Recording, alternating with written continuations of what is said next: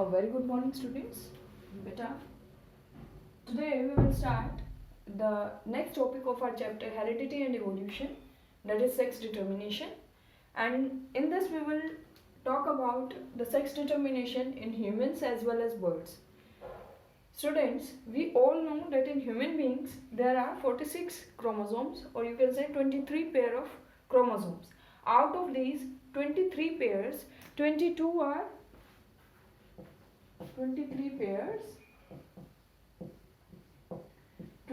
pairs of chromosomes are autosomes, means they decides the features of your body, and one pair of chromosome is known as sexosome, means this decides your sex or your gender.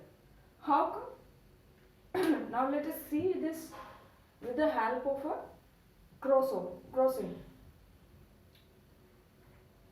देखिए बेटा, आपको पता है हमारी body की designing जो है वो सभी के सभी कंट्रोल्ड है क्रोमोसोम से, जेनेटिक मटेरियल से। बेटा हमें पता है कि फीमेल के पास XX क्रोमोसोम्स होते हैं सेक्सोसोम्स के तौर पे अपनी हर सेल के अंदर। मेल के पास यानी जो फादर रहेंगे उनके पास XY क्रोमोसोम रहते हैं अपनी हर सेल के जेनेटिक मेकअप में। बेटा during gamete formation these will separate out X, and Y. Now it means that this X is present in a ova, this X is present in a separate ova, this is present in a sperm, and this is present in another sperm of that person. Father, clear? You can mention here gametes. Okay. Also, I would like to bring this to your notice that in human beings, the other cells of the body constitute of other cells are diploid cells, means they have 46 chromosomes, whereas the gametes are made up of haploid cells. The gametes are haploid cells, means they carry half the number of genetic material to the child. ठीक है, तो gametes क्या है बेटा? haploid cell, ये भी ध्यान रखना है आपको। haploid का मतलब है कि n number of chromosomes होंगे, यानी कि हाफ हो जाएंगे। जैसे क्रोमोसोम पेयर 1 है, इसमें हमारे पास 2 क्रोमोसोम्स हैं जो कि बच्चे में एक फादर से आया है एक मदर से आया है, ठीक है। लेकिन जब ये गैमेट फॉर्मेशन होगी बेटा, तो ये दोनों सेपरेट स्पर्म के अंदर या ओवा के अंदर जाएंगे, दोनों इकट्ठे नहीं जाएंगे। हर क्रोमोसोम पेयर से एक एक क्रोमोसोम एक गैमेट के अंदर ट्रांसफर होगा। आई होप दिस इज क्लियर। अगर कहीं भी कोई डाउट रह जाता है बेटा तो क्लास के बाद आप मुझे व्हाट्सएप पे मैसेज करेंगे, so that I will explain it and done. चलिए, आप जब इनकी पेयरिंग करवाते हैं तो बेटा हो सकता है ये ओवा को ये स्पर्म फ्यूज करे, हो सकता है इस ओवा को ये स्पर्म फ्यूज करे, हो सकता है कि ये स्पर्म जो है ये इस ओवा को फ्यूज करे, हो सकता है कि ये स्पर्म इस ओवा को फ्यूज करे, ठीक है। जब ये इससे फ्यूज होगा then it will form XX, means जो डेवलपिंग एम्ब्रियो है उसके अंदर XX आएगा। जब ये इससे फ्यूज होगा तो क्या बनेगा? XY, यानी कि जो डेवलपिंग एम्ब्रियो है उसके अंदर XY होगा। When this will fuse with this sperm, then it will give you embryo with genetic makeup XX, and when this will fuse with this, it will give you XY. I hope this is clear. Now, the interesting thing is that XX is the genetic makeup for girl, XY is the genetic makeup for boy, XX for girl, and XY for boy. So if I ask you what will be the genotypic ratio for this,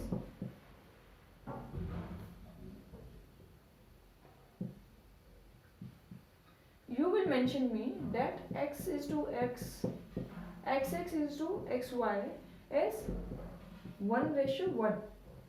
How come? बेटा XX कितने हैं? 1 2, XY कितने हैं? 2 हैं बेटा। इसका ratio का मतलब होता है डिवाइड, डिवाइड में होना। सिंपलेस्ट फॉर्म में लिखोगे तो 1:1 आ जाएगा। ठीक है बेटा, यहाँ मेंशन करोगे रिजल्टिंग F1, यानी जो आपकी फिलियल 1 होगी, फर्स्ट जनरेशन जो क्रिएट होगी, उसका आपने जीनोटाइप यहाँ मेंशन किया है। अब ये तो जीनोटिपिक रेशियो होगा। अगर फिनोटिपिक रेशियो पूछ लिया जाए तो क्या होगा बेटा, girl is to boy 1:1। Fine, I hope this is clear. अब बात करते हैं बेटा बर्ड्स की। देखो इंटरेस्टिंग थिंग ये है कि ह्यूमंस के अंदर जो होमोमॉर्फिक है अलील या जो होमोमॉर्फिक क्रोमोसोम्स हैं वो बनाते हैं बेटा फीमेल को। XX क्या होगी, फीमेल होगी।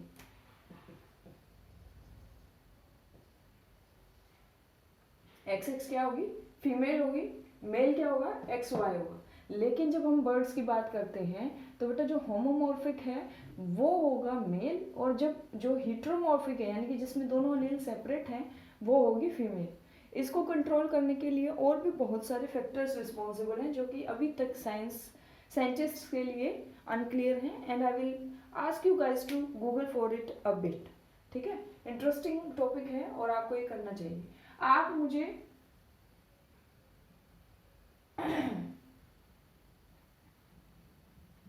आपका आज का होमवर्क रहेगा, कुछ मैंने अपलोड भी कर रखा है आपके ऐप पे होमवर्क। एक क्वेश्चन ये रहेगा कि आप मुझे ये क्रॉसिंग करके दिखाएंगे किसके बीच में, हैन एंड कॉक के बीच में। ठीक है बेटा, तो हैन का क्या रहेगा, सेक्सोसोम, और कॉक का क्या रहेगा बताओ। हैन का रहेगा ZW, कॉक का रहेगा ZZ।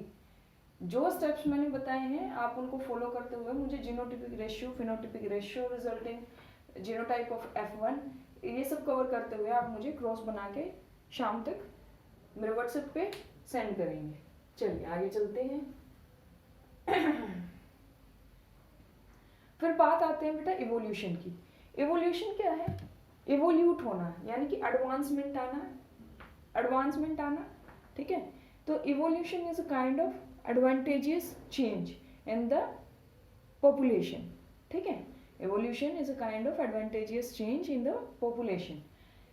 evolution को exert करने के लिए यानी कि evolution को लाने के लिए काफ़ी सारे factors responsible हो सकते हैं।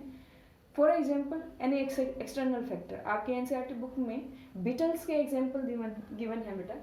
मान लो ये फॉरेस्ट में एक एरिया है, यहाँ पे 50 नहीं, let's take it 60 red beetles हैं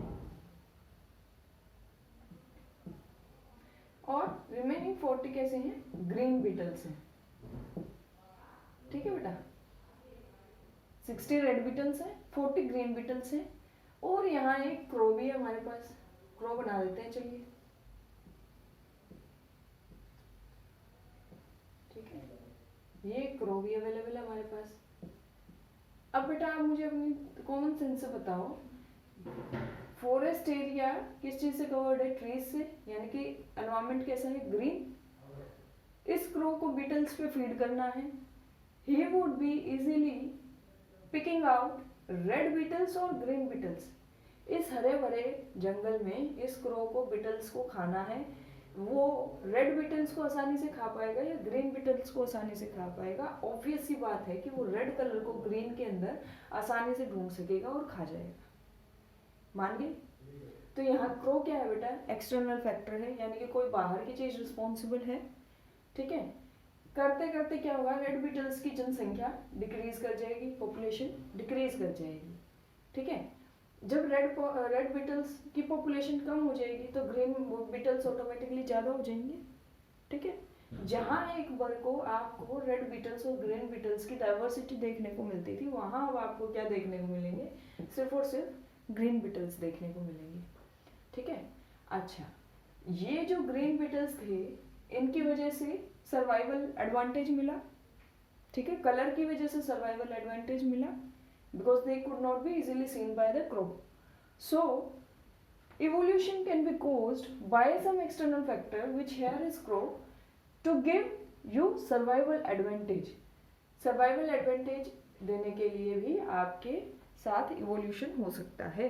आगे ये जो है वो ग्रीन प्रोजेनी ही तैयार करेंगे, ग्रीन प्रोजेनी तैयार करेंगे, उनको भी सर्वाइवल बेनिफिट हो जाएगा, ठीक है, वो भी आसानी से किसी का फीड नहीं बन पाएंगे।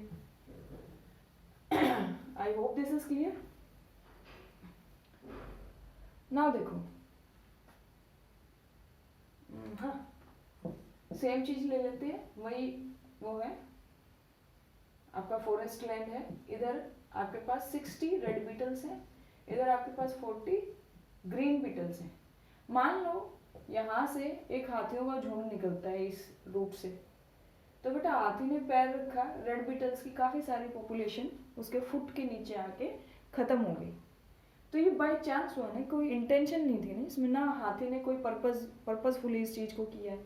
So this is by chance, this accident is caused by chance and it eventually reduced the population of beetles। कोई एक दो बीटल बचेगा, वो धीरे धीरे अपनी पॉपुलेशन को बढ़ाएगा, अगर वो किसी क्रो का शिकार नहीं बनता है तो ये पॉपुलेशन बढ़ेगी, otherwise it will drop down, ठीक है। एंड हो सकता है कि ये बीटल्स का ग्रुप, रेड बीटल्स का ग्रुप एक्सटिंक्ट हो जाए, ठीक है। This is how the things change और the population change is brought by chance और एक्सीडेंटली, ठीक है। नेक्स्ट,